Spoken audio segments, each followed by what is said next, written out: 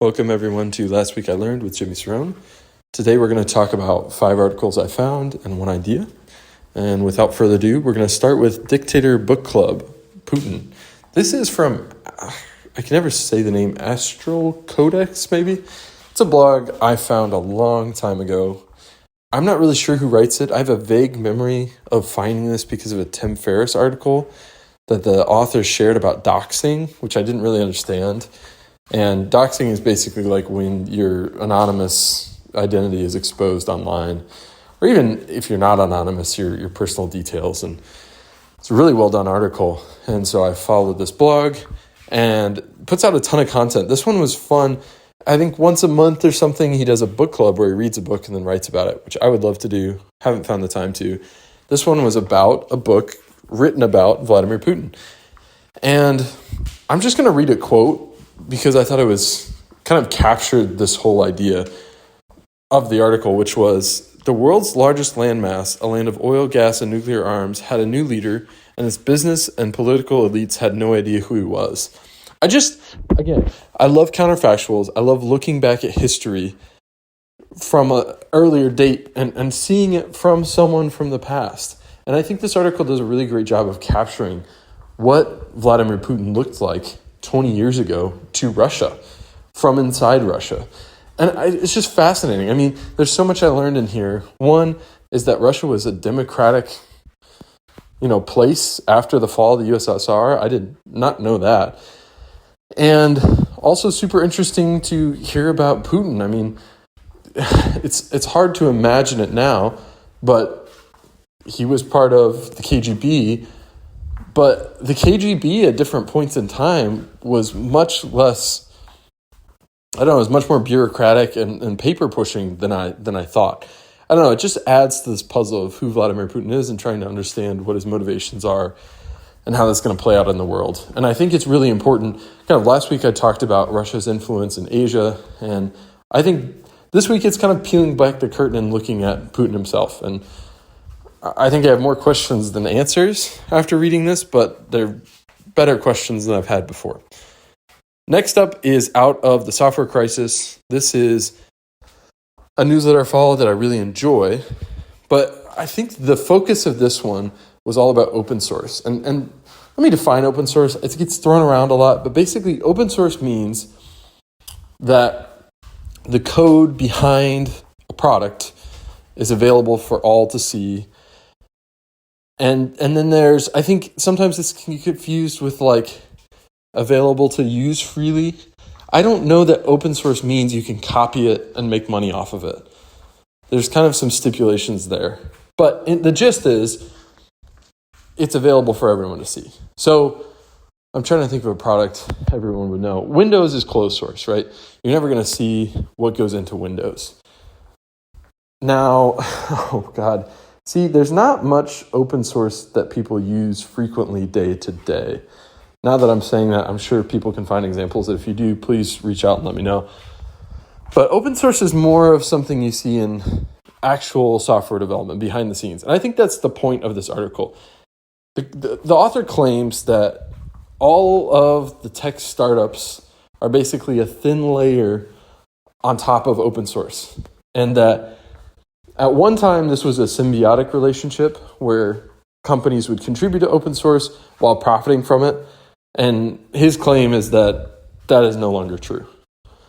And I don't know what to think about this. I feel like open source is one of the really interesting parts of software where culture really interacts with tech.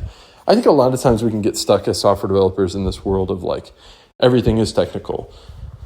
But I think open source is one of those places where you really have to acknowledge the role of politics and money and all these kind of mushier concepts that aren't hard tech.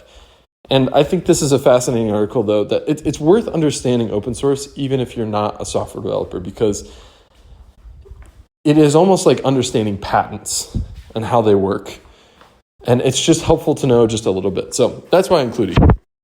Next up, extraordinary extradition. So I'm gonna try to think about how I want to frame this. So I'm thinking a lot about Europe.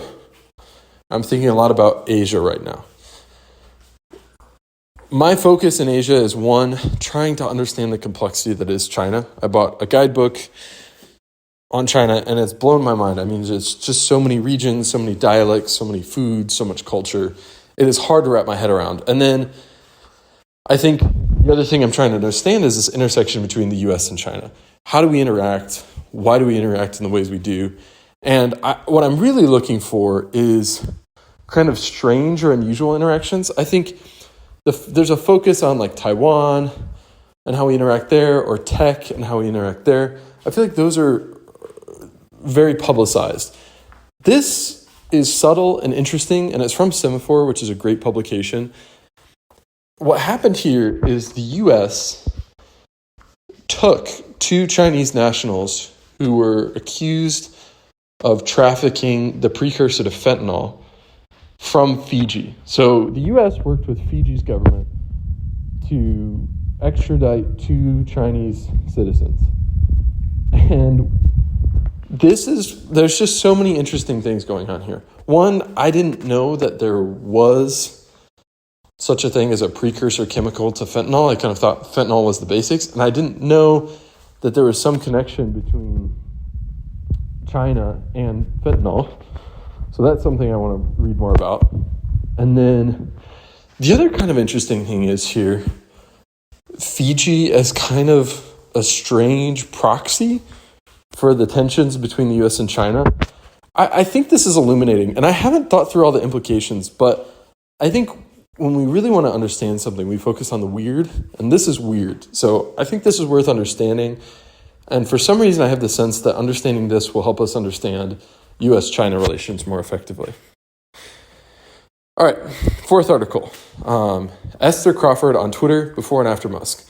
I've tried to stay away from the Twitter issue. I don't know. I think there's a lot of focus on it.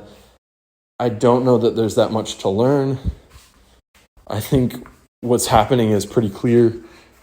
But that said, I think this take was really useful. And I'm going to read the quote because it says it better than I can. Software demands more creative discipline than hardware because so much discipline is baked into the nature of creating hardware. Hardware instills discipline in people. People must instill discipline in software. Now, a lot of startups talk about how hardware is hard. And there's this idea that when you're trying to start a company, you don't want to do hardware. I tried to start a hardware company. It is very difficult. But I think this is a really subtle point, and I've never heard this before, and that's why I was so struck by it. I'm going to have to do more thinking on it, but I love this. I think it's very interesting to consider the idea that the culture around software development is critical. We always think about tech first, and this kind of suggests to me that culture is more important than tech when it comes to software. That to create great software, you have to have great culture. And I think Apple is a very interesting example of the symbiosis of these two. And it makes me really want to think about them more. So, really love this take. I think it's one of the more useful takes out of the whole Elon saga. The author really effectively compares his performance in hardware companies versus this software company. And I think it's just a great principle to pull out. Okay, final one, Korean culture, 47 facts for those curious about the Korean people and life in Korea. I am living just north of Koreatown in Los Angeles. I am slowly dipping my toes into Korean culture. I'm trying to learn the language. I'm watching very many K-dramas, probably too many of them, because I find them very addicting. And I'm trying to think about language acquisition in general. And so one of the things I'm learning is that the more connections you can make between culture, food, language, the better off. And so something I've been missing is an explicit kind of discussion of culture, right? I watch K-dramas. You can implicitly see what the culture is. But this was really fun to look at some of the explicit stuff. I kind of learned about one really interesting thing about the language is you have this ending, inmida, which signifies respect. I'd heard that all the time in the K-dramas I watched, and now it just gives me so much more context. I think a long time ago, I talked about shallow dives versus deep dives. Shallow dives are like, something you learn quickly and they can make a big impact. And I think this is a great example of a shallow dive where I spent maybe 5 minutes reading this article and I got a ton out of it. I mean, I've learned so much already just from, making implicit things I've seen on a show very explicit in a list. So that wraps up the articles. I'm going to quickly talk about a backup plan. So I've done more, this is the idea of the week, always have a backup plan. I've done more thinking on this since I wrote it. And what I think is so special about having a backup plan is it forces us to engage with reality. Now, what I found kind of interesting as I wrote is I came up with this idea that backup plans can be a way out of the political malaise we're in because it forces us to deal with reality, right? If you talk about pie in the sky ideas and you're entrenched in some dogmatic position, you're never engaging with reality, right? I think when it comes to climate change, it's not real that the US will be fully renewable in 5 years, nor is it not real that we will never need renewables, right? Those are both unrealistic positions to take. And I think when you ask, what's the backup plan?